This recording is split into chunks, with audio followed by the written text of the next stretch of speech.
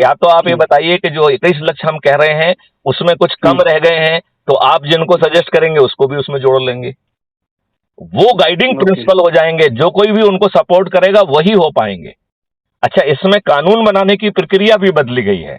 इसमें हम business rule का अमेंडमेंट करेंगे तो जो ऐसे आज कानून बन रहे हैं वैसे कानून बन ही नहीं पाएंगे। पहले जो है ऑलरेडी 21 लक्ष्यों को जमीन पर उतारने के मॉडल बने हुए हैं, राइट। यदि यदि मान लो अपन कुछ और लक्ष्य जोड़ेंगे तो उनके मॉडल भी बना लेंगे। ये मॉडल पहले सब्जेक्ट एक्सपर्ट के पास जाएंगे और सब्जेक्ट एक्सपर्ट का जो डिस्कशन डिलीवरेशन होगा वो लाइव जो है ना रिले किया जाएगा। तो उस डिस्कशन को सुन के जनता के कुछ लोग तो कुछ कुछ चीजें समझने लगेंगे। फिर जो एक्सपर्ट लोगों से सुझाव आएंगे उससे पहला रिफाइनमेंट होगा डेवलप्ड मॉडल का, राइट।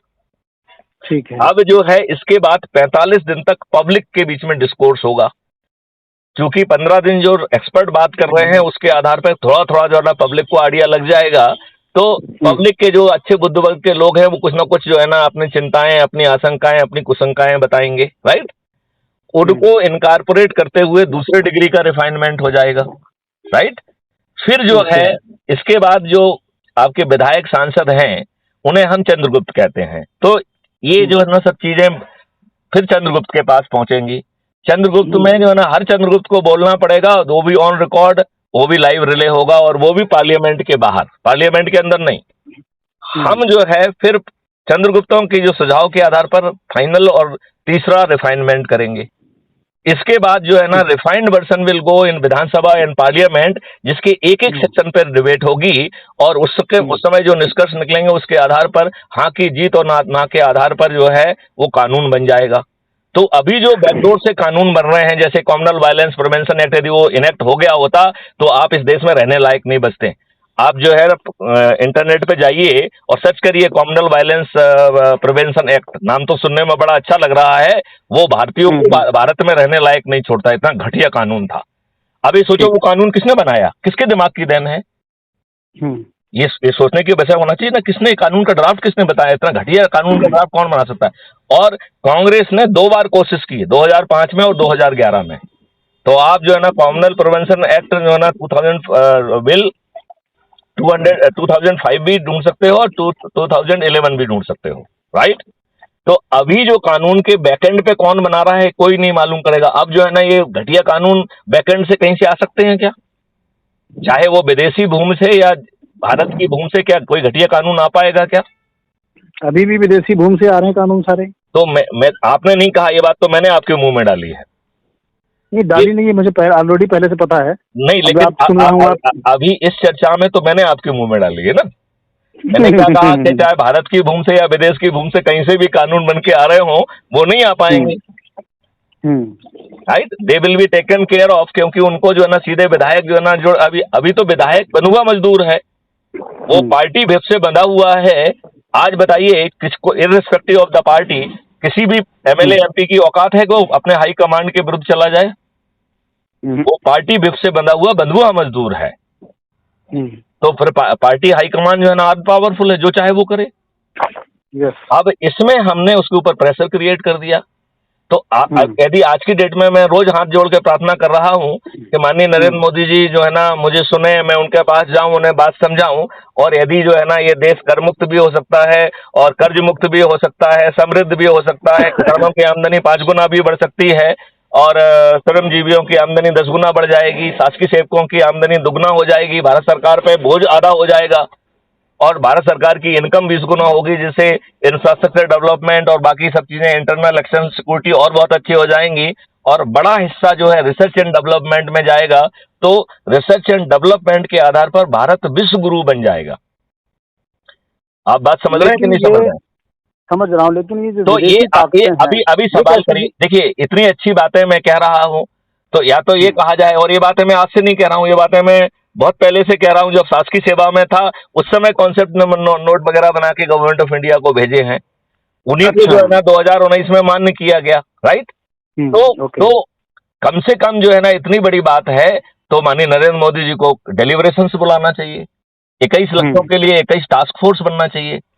तो माननीय नरेंद्र मोदी जी ये बिल्कुल नहीं करेंगे, लेकिन यदि हम 10-10 को जोड़ने का 9 दिन की कवायद कर लें तो आप बताओ, यही माननीय नरेंद्र मोदी जी इसको मानेंगे भी, बुलाएंगे भी और एक टास्क फोर्स भी बना देंगे और बदले में उन्हें 303 की जगह 543 सीट मिल जाएंगी। राहुल गांधी से लेकर सभी की जो है ना जमानत जब्त हो जाएगी कि नहीं हो जाएगी? ठीक है। तो मैं आपसे प्रार्थना करता हूं कि आप उन लोगों की सूची बनाइए जो आप कह रहे थे, आप बहुत सारे लोगों को जानते हैं, उनके नंबर मुझे भी भेजिए और हम माननीय नरेंद्र मोदी तक अभी ऐसे में ही पहुंचाने की कोशिश करते हैं और बैकएंड पे लोगों को जोड़ें। देखो, यदि लेकिन बैकएंड, हमारी आप देखिए सर श्रीमान जी, हाँ, मैं जो चाहता था वो आपने कुछ भी नहीं सुना हमारा। नहीं, अभी तो मैं आपको अपना कॉन्सेप्ट समझाना चाह रहा था, इसलिए समझाना चाह ओके। रहा था कि यदि आप कॉन्सेप्ट को समझेंगे हो सकता है कि आपकी बहुत सारी चिंताओं का जवाब उसमें ऑलरेडी मिल जाए। ठीक है। इसलिए पर्पज था। अब आदि इस कॉन्सेप्ट के बाद आपकी कुछ चिंताएं रह गई हैं तो आप बताइए कि साहब मेरी 5 चिंताएं रह गई हैं, और फिर मैं उन चिंताओं का भी समाधान आपको अभी दूंगा इसी चर्चा में। देखिए पहली चिंता जो है मेरे पास, ये जो मेमोरी जो एआई इंटेलिजेंसी आ रही है, इसका क्या राज है। कम दूसरी अगेन, चिंता ये जो है, कम अगेन, दूसरी कम नहीं, हमने आपका क्वेश्चन नहीं समझ पाया, फिर से जरा खोल के बताइए। जो एआई एक इंटेलिजेंसी है एलियन मस्क ये की। एआई इंटेलिजेंस एक बड़ी चीज है जिसको कहते हैं आर्टिफिशियल इंटेलिजेंस। ये यस। ये जो है देश के लिए एक सबसे बड़ा वरदान हो सकता है। तो जैसे परमाणु घातक बम, एक घातक। मिनट, जस्ट ए मिनट, जैसे परमाणु हम्म, बम हो सकता है, ऐसे ही हम्म, परमाणु जो है ना एनर्जी का साधन भी है। हम अपने नियम कानून में जो नेगेटिव चीज है उसको सील कर दें। हम सबसे बड़े हम्म, मूर्ख हैं यदि हम कहते हैं साहब एआई बुरी चीज है। हम्म, एआई को हम बुरा ना करने दें, ये हम प्रावधान अपने कानूनों में कर दें, बस खत्म हो गई। जैसे मेरा ये मानना है कि साइबर क्राइम करना की किसी की औकात नहीं रहेगी, हमें अपना हम्म, इकोसिस्टम रिवाइज करना। अभी हम आपको समझा देते हैं कि देखिए, कोई भी साइबर क्राइम एक मछली पकड़ने की जैसी एक्सरसाइज है, राइट? आदमी 2500 लोगों को फोन करता है, 2500 लोगों को एसएमएस भेजता है, 2500 लोगों को जो है ना ईमेल भेजता है, उनमें से एक आध मछली पकड़ जाती है और जो उनके लोग में हम्म, आ जाती है उसको वो लूट लेता है कि नहीं लूट लेता है? हम्म, अब अब जो ये आपको फोन कर रहा है, it is a attempted crime. यदि ठीक। अटेम्प्टेड क्राइम में बिना थाने जाए आपका एफआईआर दर्ज हो जाए और बैकएंड हम्म, इंजन सभी एविडेंस क्रिएट करके ऑलरेडी जो है ना भेज दे और वो व्यक्ति 30 दिन में जेल चला जाए, तो इस व्यक्ति की हम्म, आपको फर्जी एसएमएस भेजने की औकात होगी क्या? यदि हम्म, हम जो है ना साइबर क्राइम को बहुत बड़ा क्राइम बना के 10 या 15 साल की सजा कर देंगे और उसकी हम्म, संपत्ति जब्त करने का प्रावधान कर देंगे, तो एक हम्म, व्यक्ति भी साइबर क्राइम की तरफ नहीं देखेगा। अब आप कहेंगे कि साहब कैसे जो है ना, कैसे इसे करेंगे? तो कुछ लोग कहेंगे कि साहब अरे इतनी प्रोग्रेस हो गई है, इतने डिवाइसेस हैं, यहाँ की लोकेशन वहां कर देंगे। कुछ नहीं है, आपका हम्म, मैसेज आपके पास पहुंचता है। तो यदि हम्म, आपके पास 10 डिवाइस हैं तो हम आपकी 10 आइडेंटिटी मानेंगे। Are you getting my point? और हर आइडेंटिटी का ओके। लेखा जोखा हमारे पास होगा, आप गड़बड़ नहीं कर पाएंगे, नंबर वन। नंबर टू, चूंकि हम जैसे जो सभी सॉफ्टवेयर चल रहे हैं, इसी सॉफ्टवेयर में हमने एक बटन दे दिया। यदि आपको लग रहा है कि मैथिली शरण गुप्ता एक फ्रॉड आदमी है, आपसे बात कर रहे हैं, तो आपने बटन दबा दिया और बैक जो है ना आपके हमारी पूरी रिकॉर्डिंग चालू हो गई। उस रिकॉर्डिंग को आर्टिफिशियल इंटेलिजेंस जिसे आप गाली दे रहे थे वो सुन रही है। अब हम्म, मैथिली शरण गुप्ता ने आपसे कहा कि ओटीपी बताइए, वो आर्टिफिशियल हम्म, इंटेलिजेंस एक फर्जी ओटीपी क्रिएट करके फ्लैश कर देगी, जिसे हम्म, मिस्टर जो है ना अरविंद रावत बड़े हम्म, कॉन्फिडेंस से जितनी बार भी मैं पूछूंगा उतने बार रिपीट कर पाएंगे, राइट? हम्म, जब वो राइट। ओटीपी मेरे पास आएगा मैं डालूंगा तो उससे तो काम तो करना नहीं, क्योंकि वो तो फर्जी फर्जी है। तो हम्म, फिर मैं अपना सिर फोड़ते हुए दोबारा आपको फोन करूंगा और आपको चॉइसेस गाली दूंगा, वो भी सब रिकॉर्ड हम्म, हो रही होगी।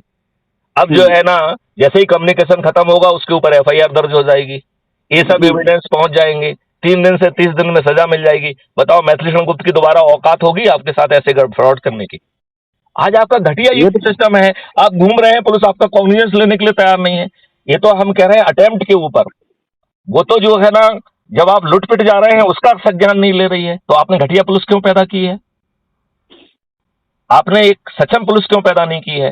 तो जो आप विद्वान दिल्ली। लोग, जस्ट ए मिनट, जो विद्वान लोग आर्टिफिशियल इंटेलिजेंस और इन सब का जो है ना गाना गा के आपको मूर्ख बना रहे हैं, यही आर्टिफिशियल इंटेलिजेंस आपको सुकून वाला माहौल दे सकती है।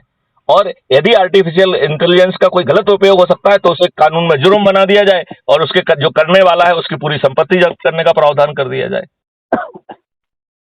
चलो ठीक है, मैं देखिए मेरी बात आप समझ रहे हो ना? बात करता हूँ। देखिए मैं आपको ये बात समझाना चाहता हूँ कि जिन चीजों को आप लोग भजन कर रहे हो कि ये नहीं होना चाहिए, मैं तो कह रहा हूँ कि वो सब चीजें होना चाहिए। हम तो ये कह रहे हैं, जस्ट ए मिनट, मैं आपको जैसे ईवीएम मशीन का बहुत चल रहा है, राइट? मैं रावत जी आपको ईवीएम मशीन के बारे में 2 मिनट ब्रीफ करने का आपके पास समय हो तो मैं बताऊं? मैं ब्रीफ करूं या अगली बार कभी बात करेंगे तब ब्रीफ करूं? हेलो हेलो, लगता है अरविंद जी को मेरी बात अभी पहुंच नहीं रही है। शायद मेरी आवाज नहीं, मैं सुन रहा हूँ। अच्छा, सुन रहे हैं। तो ईवीएम मशीन के बारे में भी मैं आपको ब्रीफ कर दूं। आजकल बड़े आंदोलन चल रहे हैं, ईवीएम मशीन हटाओ। तो आपको यदि समय हो 2 मिनट का तो मैं उसमें ब्रीफ कर दूं आपको। हाँ, तब बता दो, कोई बात नहीं है, लेकिन ये सब चीजें जो है ना, देखिए मैं आपको बताऊं, देखिए पब्लिक नहीं मान कर सकती। अब एक मैं आप बताता हूं, जो भी ईवीएम मशीन के पीछे भय है वो सब सही है, ठीक है ना? अब आज का क्राइम फ्री भारत जो कर रहा है उसको सुन लो। क्राइम फ्री भारत में जब आप सदस्य की शपथ ले रहे हो तो वो क्या कह रहा है कि जो सबसे अधिक लोगों को जोड़ेगा वो हमारा चंद्रगुप्त होगा, राइट?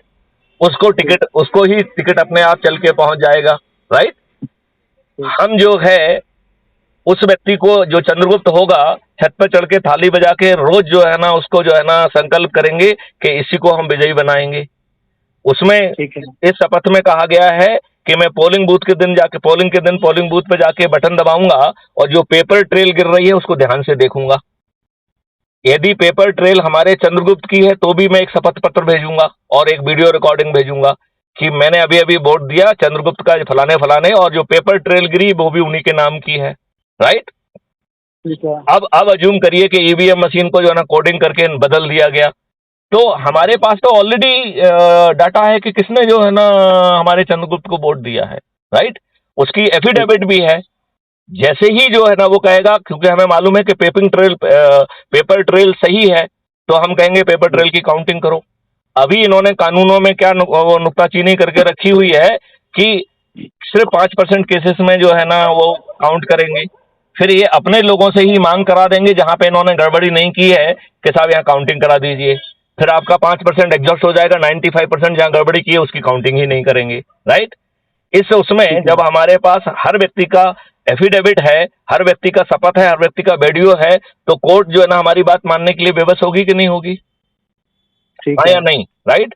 अब अज्यूम करिए कि दूसरी सिचुएशन है कि आपने बटन कोई भी दबाया और कमल का फूल निकला। ये सिचुएशन भी हो सकती है, राइट? कुछ लोगों ने ऐसा कहा भी है कि उन्होंने कुछ बटन दबाया था, कमल का फूल निकला था, ऐसा मुझे कुछ लोगों ने कहा भी है, राइट? अब ये दूसरी सिचुएशन में वो ये एफिडेविट क्राइम फ्री भारत के प्रेसिडेंट को नहीं भेज रहा है, वो एफिडेविट उस पोलिंग बूथ के पोलिंग अधिकारी को दे रहा है, और उसे ऐप के माध्यम से भी और टेलीग्राम ऐप के माध्यम से क्राइम फ्री भारत मैत्री संघ के पास भी भेज दे रहा है। जैसे ही मुझे उसमें क्या लिखा जा रहा है कि साहब मैंने अपने चंद्रगुप्त को वोट दिया, बटन दबाया और पेपर ट्रेल कमल के फूल की निकली है। लिहाजा मैं प्रिसाइडिंग ऑफिसर से अनुरोध करता हूं कि इस ईवीएम मशीन जो है ना ये बग्ड है, गलत है, इसको जब्त किया जाए और केस रजिस्टर किया जाए, और इसको जो गड़बड़ी करने के लिए जिम्मेवार है उन्हें जेल भेजा जाए और दोबारा चुनाव कराया जाए, ठीक है ना? ठीक है, राइट? अब जो है अज्यूम करिए वो पोलिंग अधिकारी की तो औकात नहीं है, वो कुछ नहीं करेगा। अब उसने आपने वही एफिडेविट, शपथ पत्र और अपना वीडियो बना के हमको भेजा, वो जैसे ही आप डालेंगे वो हमारे पास पहुंच जाएगा। जैसे ही मेरे पास पहला पहुंचेगा, हमारा व्यक्ति जो है ना कोर्ट पहुंच जाएगा, वकील, वो कहेगा साहब देखिए मशीन बग्ड है, इसमें आप आदेश करिए। अब वो जज साहब हमारी बात सुनेंगे नहीं, तब तक 2500 लोग जो है ना उस बटन को दबा चुके होंगे, उनका भी वही एफिडेविट हमारे पास पहुंच जाएगा। तो 100, 200, 500, 1000, कभी ना कभी तो जज साहब कहेंगे कि हाँ साहब ये तो मशीन बग्ड है। तो आप बताओ क्या